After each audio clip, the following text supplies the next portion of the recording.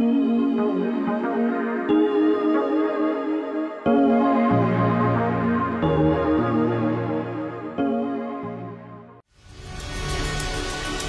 sont venus chez moi une nuit.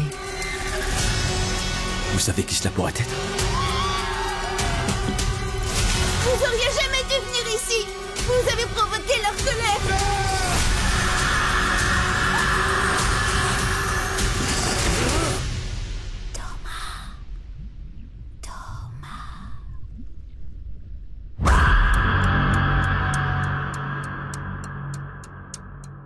Bonjour, bienvenue sur Mag. Aujourd'hui, on va vous parler d'un film qui vient de sortir et il s'appelle Post-Mortem.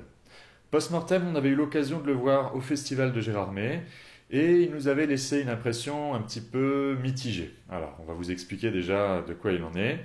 Ça se passe en 1919, donc à l'issue de la Première Guerre mondiale, et on suit un personnage photographe qui s'appelle Thomas et qui va venir, bon gré mal gré, dans un village qui est hanté par des fantômes.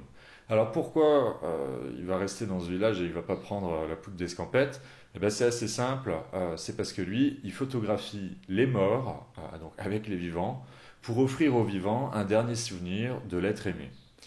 Alors, le film, il partait très bien, hein, il est avec des tons bruns, un petit peu comme ce qu'on pouvait voir dans les villages espagnols de Resident Evil 4, donc là c'est certains films hongrois, mais on reconnaît un petit peu ces campagnes isolées qui sont complètement livrées à elles-mêmes, et où il y avait vraiment un contexte favorable à des histoires de fantômes. Alors là où j'ai été déçu, c'est assez bête, mais si les acteurs jouent certes bien dans le film, eh ben, ils ont une manière de réagir à des situations qui est assez improbable. Dès le début du film, quand on entre dans le village, j'étais à peu près aussi surpris que les autres spectateurs autour. Eh bien, il y a une scène, par exemple, où il y a un chien qui vraisemblablement joue avec un fantôme, et on comprend très bien qu'il y a un fantôme à ce moment-là. Et en fait, le personnage, le photographe, a l'air particulièrement désabusé, quoi. C'est un peu comme s'il avait vu passer une hirondelle ou, je veux dire, un chat qui était du village.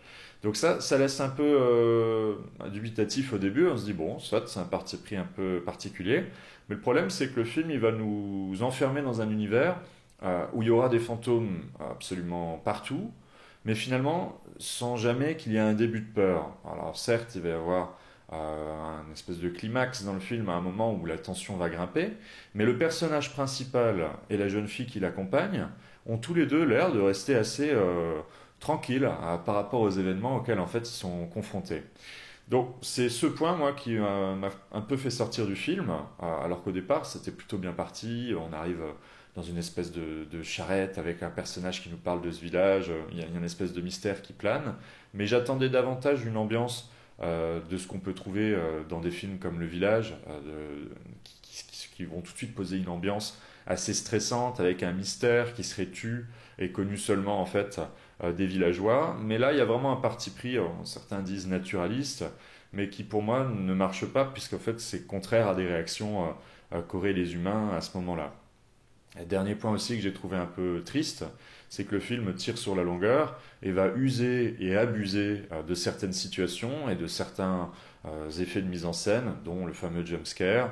Et du coup, pour moi en tout cas, qui suis quand même assez difficile en histoire de fantômes, on va dire, ça ne marche pas une fois, pourquoi pas, deux fois, puis trois, puis quatre.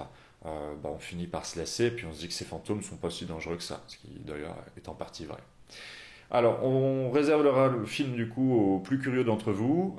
Ça reste quand même un film hongrois et un réalisateur, donc Peter Bergendy, qui a fait ses marques sur d'autres films par le passé. Et il était très attendu à Gérardmer. Bon, il est reparti bredouille, mais ça reste une curiosité disponible actuellement en VOD. On espère que cette vidéo vous a plu. N'hésitez pas à liker si c'est le cas. Et puis sinon, pas du tout. Et à bientôt sur Mag.